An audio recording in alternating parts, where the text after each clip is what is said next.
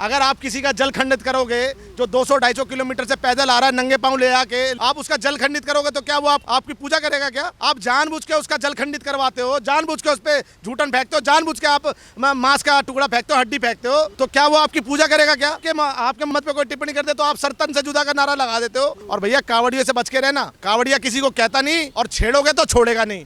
भाई क्या कहना चाहेंगे, हर साल की तरह कांवड़ यात्रा फिर से शुरू होने जा रही है और शुरू होते ही फिर से वही विवाद, नेम प्लेट। देखिए अब वो लोगों की प्रतिक्रिया आएगी बीच में जिन्होंने सड़कों का अतिक्रमण कराया हुआ है, जो अभी तक जो कहते हैं कि हम जो है अल्लाह को मानते हैं, मौत को मानते हैं, सबको मानते हैं, मगर अब तक उनकी किसी भी दुकान पे आप चले जाओ आपको असली नाम से दुकान नहीं मिलेगी। हाथ अब तो एक नया ट्रेंड चला चुके हैं, अब तो हाथों में कलावा बांधते हैं, माथे पे तिलक लगाते हैं, जो कहते हैं कि जो हमारे धर्मों में मूर्ति पूजन शिर्क है, हमारा फतवा जारी हो जाएगा। आज वो लोग जो है तिलक लगा के घूम रहे हैं और कलावा घूम रहे हैं।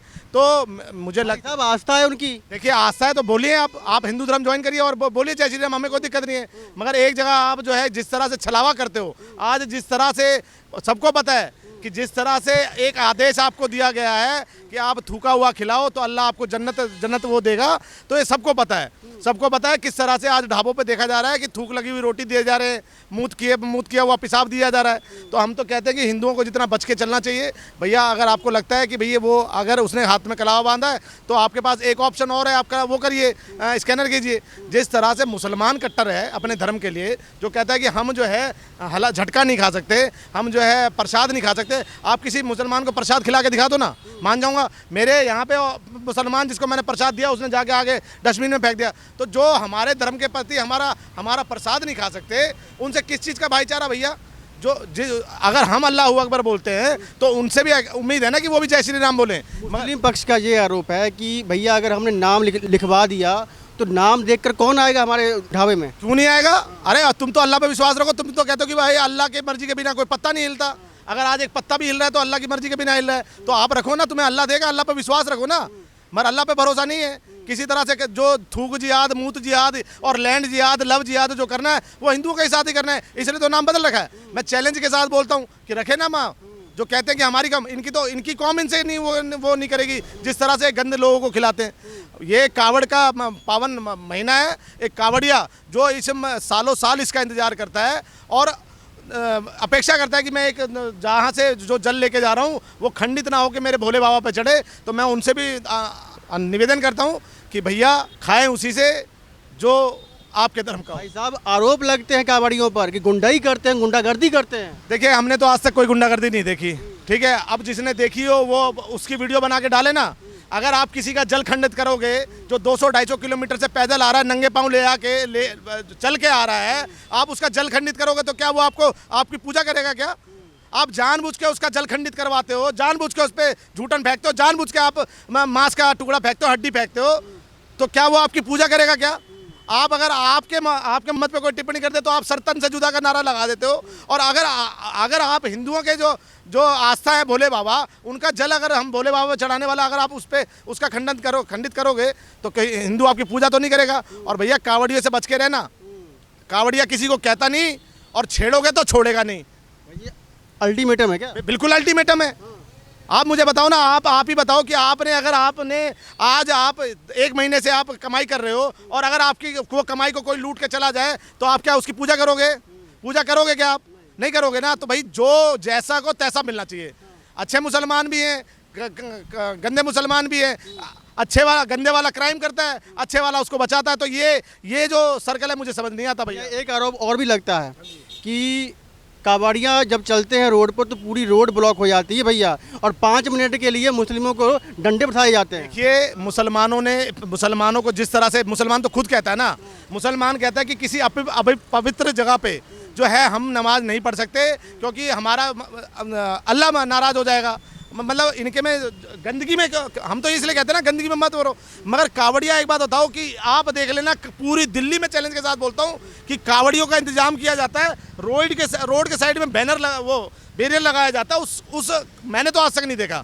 हाँ, इसमें मान सकता हूँ कि जो डाक कावड़ जाती है जिसमें गाड़ी चलती है और भोले भागता है, उसमें मैं जरूर मान सकता हूँ कि थोड़ी बहुत, मगर एक आधी दिन की तो तुम भी वो कर सकते हो। रोड ब्लॉक होती है या नहीं होती? कोई ब्लॉक नहीं होती।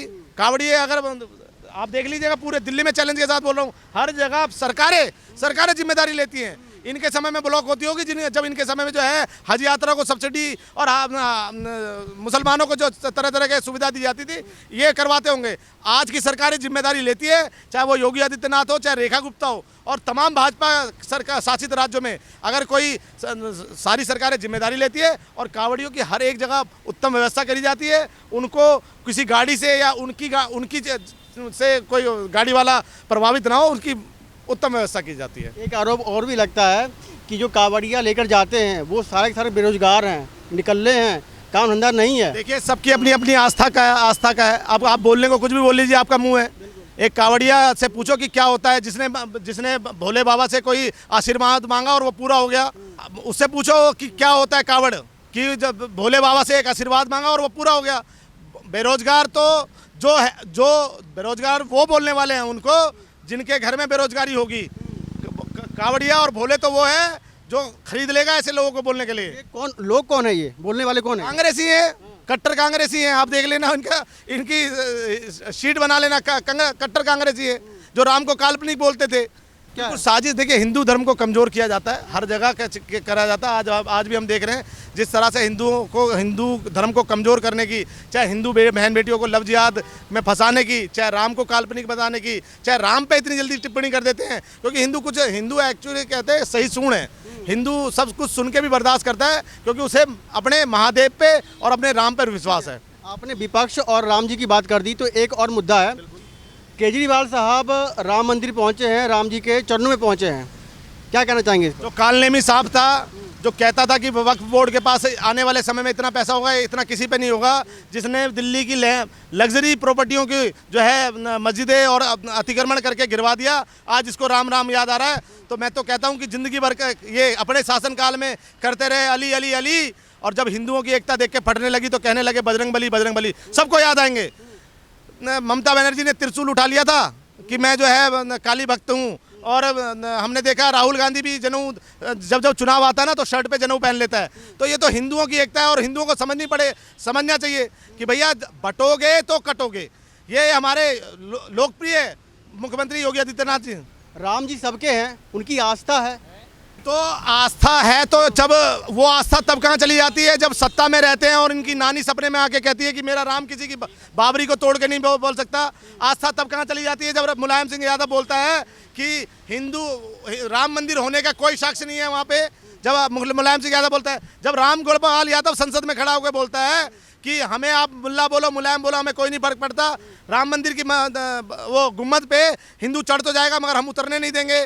राम काल्पनिक थे, राम के साक्ष्य के कागज इन्होंने वो कर लिए, तो इनसे क्या बात करोगे? अगर ये असली कृष्ण वंशज होते ना और असली राम वंशज होते तो ये हिंदुओं के लिए लड़ाई लड़ते और कृष्ण भूमि के लिए लड़ाई लड़ते। जो आज सेकुलर हिंदू बन के घूम रहे हैं ना, जो टोपी लगाने में विश्वास रखते थे, जिनको गाय की गोबर में से बदबू आती थी, जो इत्र पार्क बनाने में विश्वास रखते थे, ये चुनावी जो है नेवले हैं जिनको जनता कुचलने का इस बारी काम करेगी, देखिएगा। धन्यवाद आपका।